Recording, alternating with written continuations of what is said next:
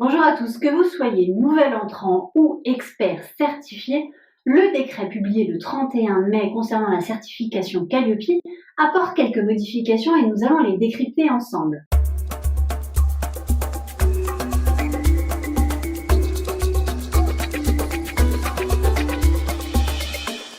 Justement, revenons sur la notion de nouvel entrant. On l'attendait tous, on l'a. Qu'est-ce qu'un nouvel entrant? Eh bien, un nouvel entrant, c'est quelqu'un qui vient dans l'année de réaliser une nouvelle formation ou qui débute une nouvelle action dans le cadre de la certification Calliope. Vous pouvez tout à fait être expert dans le cadre des actions de formation et débuter par exemple les bilans de compétences, auquel cas vous serez nouvel entrant pour le bilan de compétences. Attention, pour un nouvel entrant, il faut aussi avoir au moins réalisé une des actions pour laquelle vous demandez la certification Calliope.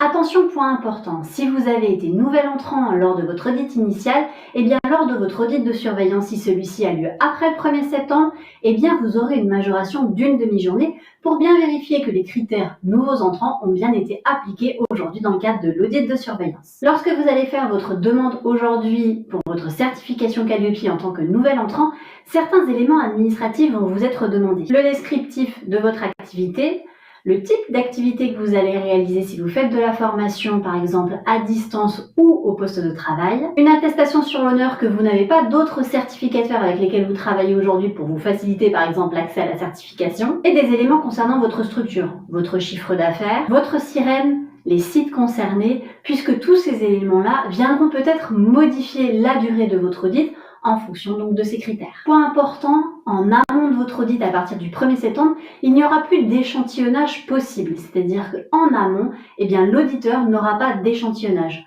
Comment les choses vont se mettre en œuvre, c'est une autre question. Mais aujourd'hui, en tout cas, ce qui est précisé dans le décret, c'est qu'il n'y aura plus d'échantillonnage. Comme je vous le disais précédemment, votre durée d'audit sera fonction de votre chiffre d'affaires, des sites qu'il y a audités et bien sûr du nombre de catégories sur lesquelles vous souhaitez être audité. Attention, pendant l'audit de surveillance, il y aura un point particulier sur les non-conformités mineures ou majeures dont vous avez fait l'objet lors de votre audit initial. Il s'agira pour vous de bien préparer donc ces éléments. Et ensuite, certains indicateurs ne seront pas forcément audités. Il s'agit des indicateurs.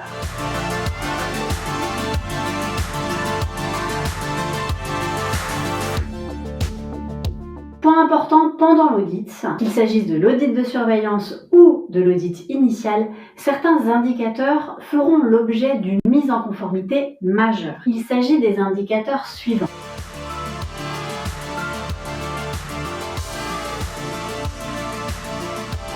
Point important, si vous avez des mises en conformité, vous aurez 3 mois pour mettre en place des actions correctives.